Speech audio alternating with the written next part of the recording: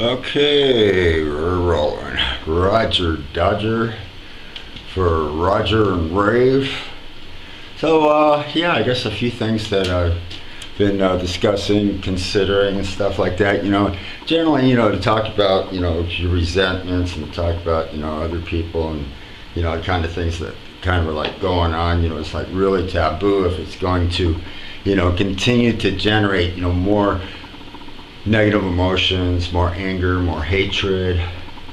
Run right out the door. You gotta go, hit the bars. You gotta go see your friends, take shelter in some intoxication or take shelter in some other thing.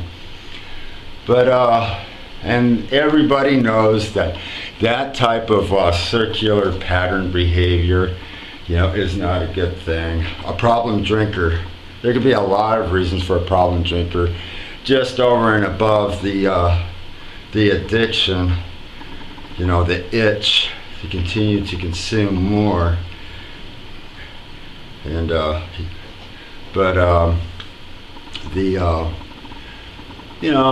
feel like really pretty much relieved. I mean, for a long time I've been working on this thing. It's like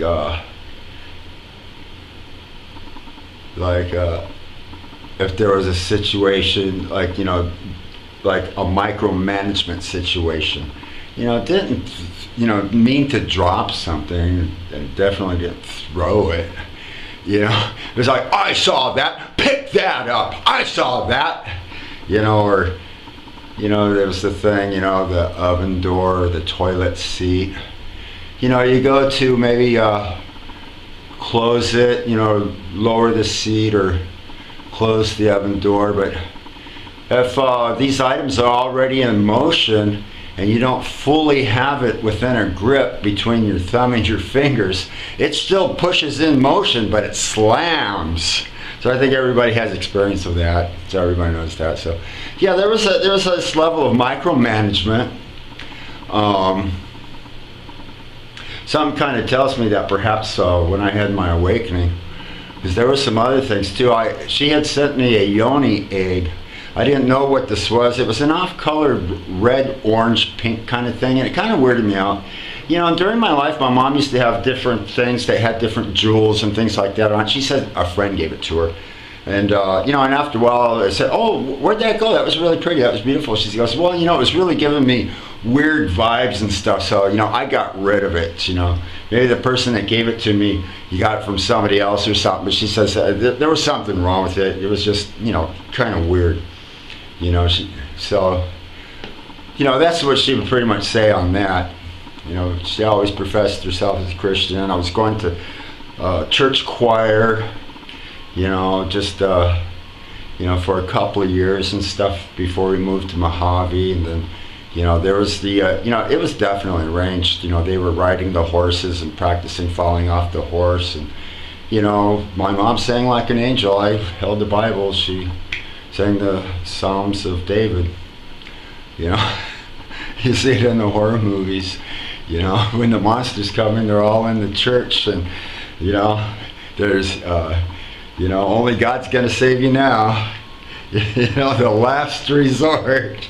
Or the funeral. They say it at the funeral, and sure enough, the cinch is doesn't work. And with the stirrups, it was a practice saddle. In fact, they always used to call that saddle Roger's saddle. And what else? It was on and on. But there were a period of times that were would go okay, would go good. But let's say, I was really into this, the Planet of the Apes. I had the Planet of the Apes cards, totally the Planet of the Apes, One Track Mind, Planet of the Apes. It made an impact on me. I had Fantastic Voyage and 10,000 Years BC, and I really liked the music. And so Beneath the Planet of the Apes was released. And I was so excited. I really wanted to see this movie.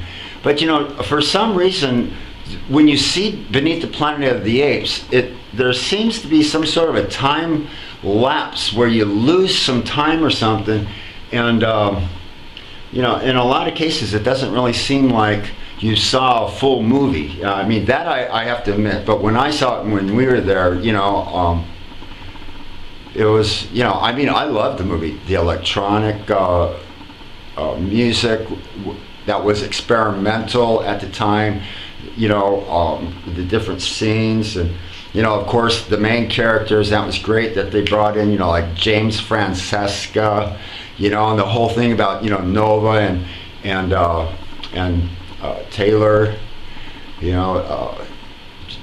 further adventures, just brought them all back together again, and when we were driving home, it seemed to be a nice, pleasant family environment, the car, the drive-in, it seems like, it really seemed like things were going okay, at least there was like, comfortable, some kind of connection, felt warm, family things. But she felt gypped. What a gyp, she,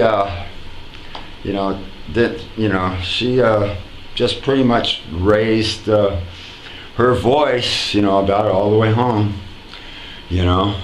That's just great, thanks.